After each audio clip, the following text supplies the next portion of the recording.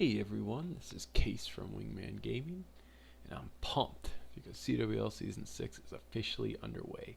Today I'm recapping VALAR MORGHULIS' win over WHF2 in Week 1 of the Premier League. We came out stellar, delivered a solid top-to-bottom performance, and convincingly took the victory. All Town Hall levels played solid. We only needed one dip on the 10s and one dip on the 11s, which left us with 7 12v12 tries. Shout out to Terror and Stick for the 95% 12v12s that came up just a little bit short.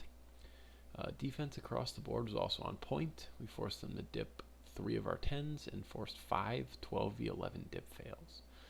Shout out to Steve for defending 3 of those. 3 dip fails on 1 base. Without further ado, let's jump into the replays. First hit here is Ali coming in on number 33, Kazi Donut. You'll see some next level planning from Ali. He drops an archer in the 3 o'clock corner and drops a couple loons to take care of that Troll Tesla. This was a fresh hit, so he was looking ahead, way ahead. He takes care of the builder hut at 6 o'clock, and that would have also handled a Troll Tesla down there. But you'll see based on the way his hit runs out that 3 o'clock corner would not have been covered by any part of his plan. So he goes ahead and hedges his bet and throws down the extra archer and the couple loons. WHF2 have been known for Troll Teslas. They've used them on us a lot in the past. We were seeing a lot this war. So a really nice play by Ali there. So he's dropping his queen down. Baby Dragon funnels left side of 6. Queen walk going in 6 to 3. He's going to drop that slammer. Really perfect timing. You'll wonder why he didn't take the wall wrecker, and you'll watch these next level breaks. This is like a quad quake plus. Here they come. Boom. And boom. Meanwhile, his king's funneling at 3 o'clock. He rages Valkyries inside that CC, and his queen has access to the whole open base. King's going to make his way inside and actually meet up with queen, helping push through. He's going to start off the hogs at 5 o'clock. He's going to work the hogs clockwise from 5 around. Starts with a pack of about 12 to 15. He's already got a cleanup wizard going down. You'll see he drops that first hound as he heads into the multi-inferno tower. Queen and king are pushing their way in. There's the Troll Tesla at 9 o'clock, and he's got hogs in on there. So we made sure to drop his hogs wide enough so they would hit that Tesla. Otherwise, that could have messed up the cleanup and his pathing. So queen is engaging enemy king. He's going to pop ability through that. The second heal is down coming out of that inferno tower. He's going to put the third heal coming out of that bomb tower. You'll notice those wizards are still cleaning up at 9 o'clock. He's used all his hogs, but queen can get to those 2 interior structures that are still left. He's going to use a really nice wizard on that last mortar.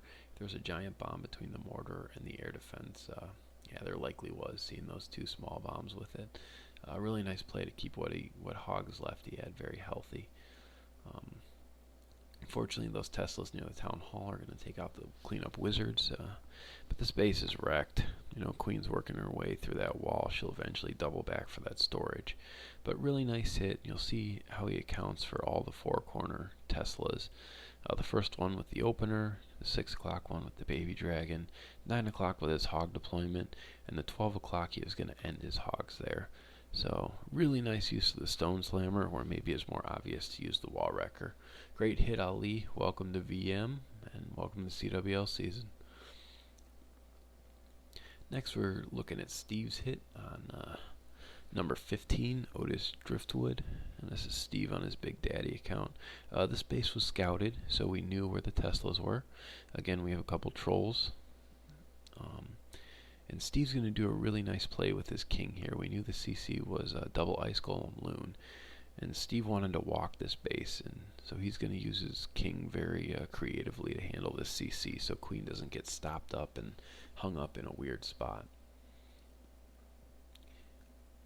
So yes, a queen can handle double ice golem and a loon, but if you can find a better way to handle it efficiency wise, especially time, and there's always a chance queen gets stuck in some weird spot taking damage, or the healers are getting shot. And so you'll see Steve, those 2 hogs in behind king are going to pull the CC, and the king is going to handle it just fine. Meanwhile, he's got that queen walk started. the loon is going to die to the poison. He's going to pop king ability. He's going to take out the second ice golem real quick here. See that funnel on the 6 o'clock side, really nicely done. Again, going to actually engage queen outside the wall here. There's just 1 or 2 tiles where she could reach enemy queen there. And now we're going to actually see a jump spell.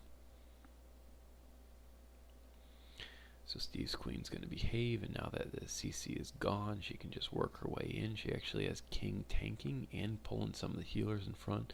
See, with that tornado trap, that could have pulled the healers into the air defense range, as we're seeing now, as queen was shooting the ice golems. So really good decision. Slammer's in from 5, so that slammer's going to take this whole splash section that doesn't have any air defenses. Really good use of the slammer. Anytime you're getting multiple defenses, and especially a multi-IT, it's really, really good value. So queen's going to smash out that IT or eagle, and the eagle won't get any more shots off. And the slammers work through the whole 6 to 7 section. He's finally got his hounds coming in, the rest of his Lala working through. He pops queen ability because she had 3 X-bows and an AT on her. You'll notice how slowly this attack plays out. Steve uses great patience, but a key to that is getting his minions down early. He's got minions down at 9 o'clock already working cleanup, minions down at 10 already working cleanup. He's going to use that last haste to power through the base. He uses the warden to get through that last wizard tower, and then he's just got loons swarming the rest of this base. He's going to hold the other couple loons back for cleanup, make sure he has enough. And then all the other troops are going to get down for cleanup as well. So really beautiful hit, great use of the jump, awesome move with the BK. And the only thing I can criticize is poor use of swag here. He goes home with two haste spells and a rage in the bag. So great hit, Steve. Really creative way to handle the CC. Next up, we're going to be looking at Matt on his Majestic Penguin account. He seems to make every recap, but he keeps doing hits like these. This one's a drag bat. It was scouted, and Matt's gonna come out with a next level on the fly play that pretty much, in my opinion, saves this raid. So he's got the bowler down at 9 o'clock. That bowler was supposed to get the AT, but not going to happen. He's funneling with heroes from 12 towards 3. The bowler is going to take down the town hall, though. The Electro Dragon is funneling the 3 o'clock side. So he's going to come in with dragons from like the 130 area with a hound with him, and then a loon behind the Electro Dragon. And you'll see the CC does get pulled. Unfortunately, the Ice Golem gets pulled. Now watch here. The hound, the pups actually pull that tornado trap by the Inferno Tower and the Wizard Tower, and Matt holds his bats. He freezes again and then uses the bats. So if Matt had used the bats with the tornado trap active, that would have swirled the bats all around and could have ruined the raid for sure. You'll see how much value his bats get. He drops a Stone Slammer in from 5 to tank for those bats. It's going to clear up the defenses with them. Unfortunately, the eagle does actually target the bats. That's how you know how many bats he had survived. So, and there's a red bomb that actually extinguishes all the bats, but he's got so many dragons left. The Stone Slammer just popped. He brought in a couple loons from 8 o'clock to tank for the bats if they had made it that far. But yeah, this base is pretty wrecked. So it's easy to see what Matt did there in hindsight, but to be able to catch that in the heat of a raid and to hold your bats there and not just dump everything down is really impressive to me. In my opinion, that's what separates these great players from the good players. Agent did something similar where he tomed a Sam that was going to hit his warden. So it's very cool to see these next level guys just making on the fly adjustments. Alright, so our last 11v11, we're going to come in and watch Tweaks Wasted. Tweaks is my hero, and he's coming in with a Queen Charge Hog attack. So he's going to start off with some funneling. He's got some goblins down on the town hall. He's got a archer down on that camp, baby dragon at 2 o'clock. King's going to funnel in front of Queen, and Queen is going to use wall breakers. You'll see that big long chute Queen will have access to if he gets that wall break, and it does go. So now Queen is going to have access all the way down that chute, and she's going to engage King pretty quickly. He uses that rage to make sure she gets through King healthily. anytime you're doing a hog attack, you really want to try and get both heroes in the CC. The king can really tee off on the hogs at later levels. This is before the Ice Golem meta update, so you'll see everybody still using Ice Golems in their defensive CC. This time it comes out with a baby dragon and some archers. He's going to drop the Stone Slammer in from 4.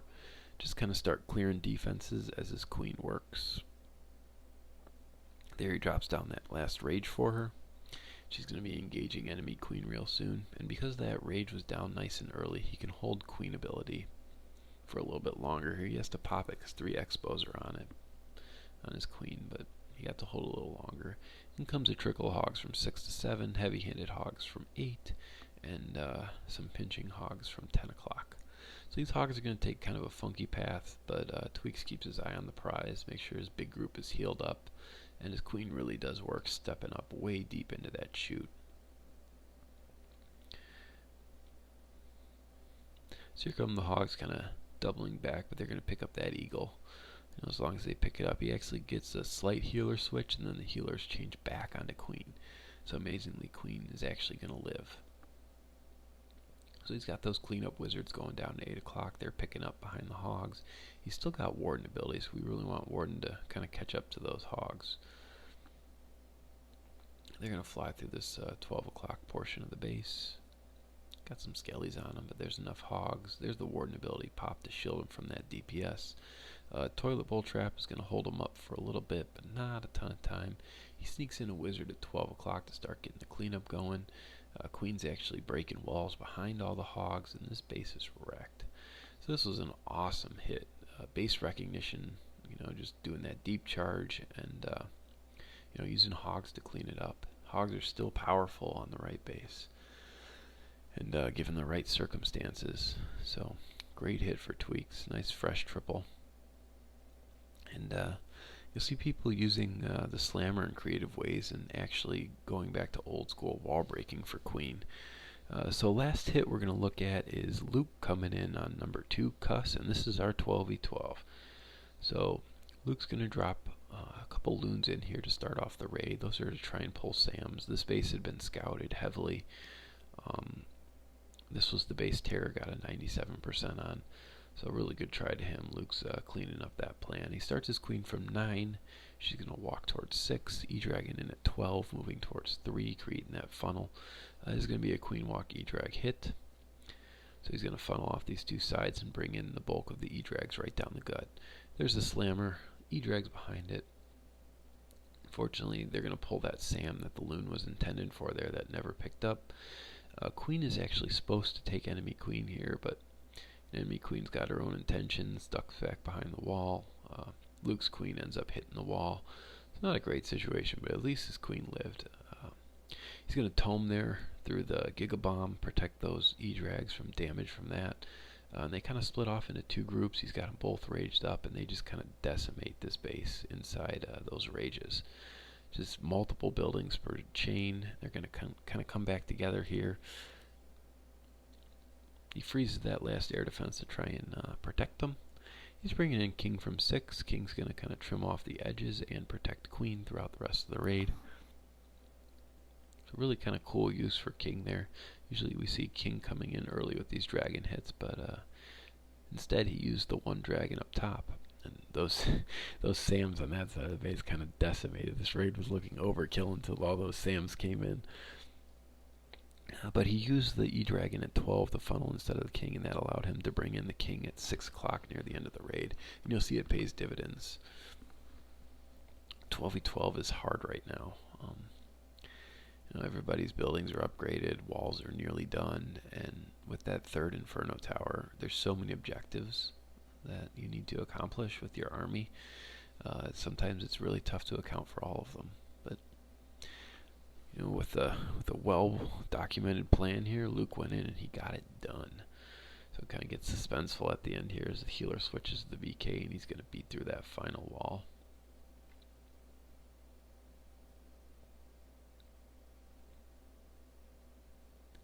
But yeah, so overall it was a really awesome war for us. A great way to start off the season. As I said earlier, top to bottom, really strong performance. You were picking each other up on plans. We were planning with each other. our preparation leading up to it. Our defense came through.